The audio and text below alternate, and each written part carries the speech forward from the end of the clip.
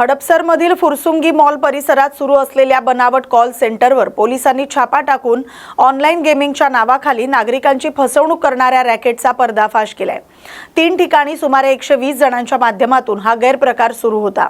नागरिकांना फोन करून मोठी रक्कम जिंकल्याचं आमिष दाखवत त्यांच्याकडून पैसे उकळले जात होते। एपिक्स एचिवर्स आणि JKL इंडिया सॉल्युशन्स या नावाने सुरू असलेल्या या कॉल सेंटरमधून 120 संगणक, हार्ड डिस्क, मोबाईल, कागदपत्र आणि अन्य तांत्रिक पुरावे जप्त करण्यात आलेत। तसंच आरोपींकडून 8.5 लाख रुपये रोख, 690 ग्रॅम सोनं आणि 2.5 किलो चांदी जप्त करण्यात आले। या प्रकरणात आतापर्यंत 2 जणांना अटक करण्यात आले। मुंडवा पोलीस ठाण्याच्या वरिष्ठ पोलीस निरीक्षक स्मिता वासनिक यांना मिळालेल्या गोपनीय माहितीनंतर पोलिसांनी तब्बल 15 दिवस तपास करून ही कारवाई केली। कॉल सेंटरमध्ये काम करणाऱ्या अनेक युवकांची साक्षीदार म्हणून नोंद करण्यात आली। या लोकांकडून पैसे उकळले जात होते।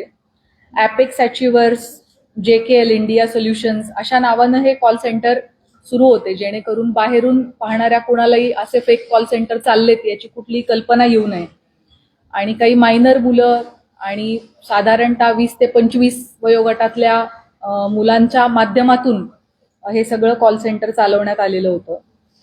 ही जी कारवाई, छापा कारवाई जी आहे, याच्यामध्ये 120 संगणक, अनेक हार्ड डिस्क, मोबाईल फोन्स, कागदपत्र आणि इतर तांत्रिक पुरावे जप्त करण्यात आलेले आहेत। आतापर्यंत एकूण 2 आरोपितांना अटक करण्यात आलेली आहे आणि इतर आणखी कोणाची इन्व्हॉल्वमेंट आहे याच्या संदर्भाने देखील चौकशी सुरू आहे। आतापर्यंत या 2 आरोपितांच्याकडून एकूण 18.5 लाख रुपयांपर्यंत कॅश रक्कम जप्त करण्यात आलेली आहे। त्याच पद्धतीने जवळपास 690 ग्रॅम गोल्ड जप्त करण्यात आलेला आहे आणि जवळपास 2.5 किलो चांदी जप्त करण्यात आलेली आहे। याच्या बाबतीमध्ये मुंडवा सिनियर PI स्मिता वासनिक यांच्याकडे ही माहिती प्राप्त होती की असं काहीतरी गैरप्रकार या भागामध्ये सुरू आहे आणि जवळपास 15 दिवस त्याच्या इंटेलिजन्सवरती त्यांनी काम केलेलं आहे। ही माहिती व्हेरीफाय केलेली आहे आणि ही माहिती पूर्णपणे खात्री पटल्यानंतर की हो, या ठिकाणी अशा पद्धतीचं कॉल सेंटर चालतंय, इतक्या मोठ्या प्रमाणात प्रत्येक दिवशी तिथे हे जे 120 जण तिथून कॉल सेंटरमध्ये काम करत होते, यातली प्रत्येक व्यक्ती प्रत्येक दिवशी 200 ते 250 लोकांसोबत संपर्कात होती आणि त्यांना या ऑनलाईन गेमिंगच्या जाळ्यात ओढण्याचा प्रयत्न करत होती आणि त्यांना हे आमिष दाखवून त्यांच्याकडून मोठ्या प्रमाणामध्ये पैसा हा लाटला जात होता। आणि जी मुलं कॉल करता आहेत त्यांना अगदी नीड टू नो बेसिसवरती माहिती, हे जे खरे चालक आहेत ते फक्त त्यांना ठराविकच माहिती या मुलांना पुरवत होते। त्यामुळे साक्षीदार म्हणून या सगळ्या मुलांचे स्टेटमेंट्स घेण्याचं काम पोलीस स्टेशनमध्ये सुरू आहे।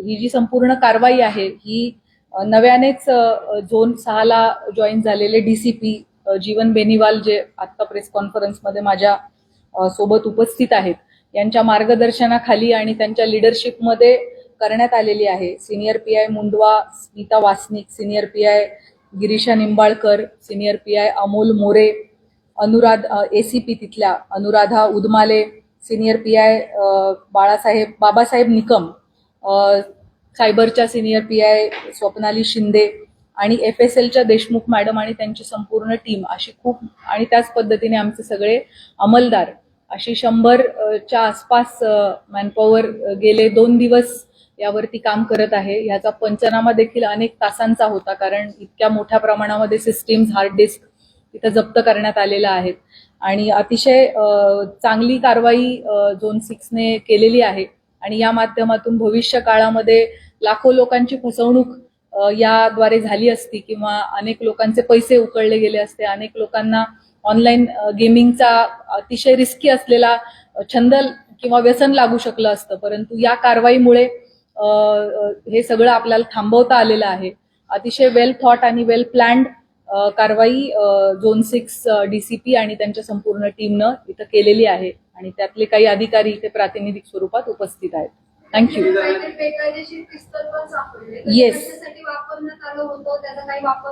येस, याच्यामध्ये एक बेकायदेशीर पिस्टल आणि 6 जिवंत राऊंड देखील सापडलेले आहेत।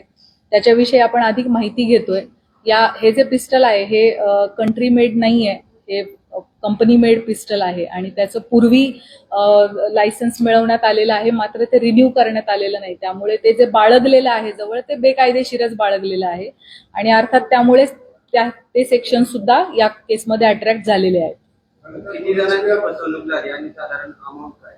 ती माहिती काढणं सुरू आहे, कारण हे कॉल सेंटर एक्झॅक्ट कधी सुरू झालं, आतापर्यंत किती लोकांना कॉल करण्यात आले, त्यापैकी किती लोक या जाळ्यामध्ये ओढले गेले आणि किती रुपयांची त्यांची फसवणूक झाली, हे सगळं काढणं हा तपासाचा भाग आहे आणि ते काम सध्या सुरू आहे.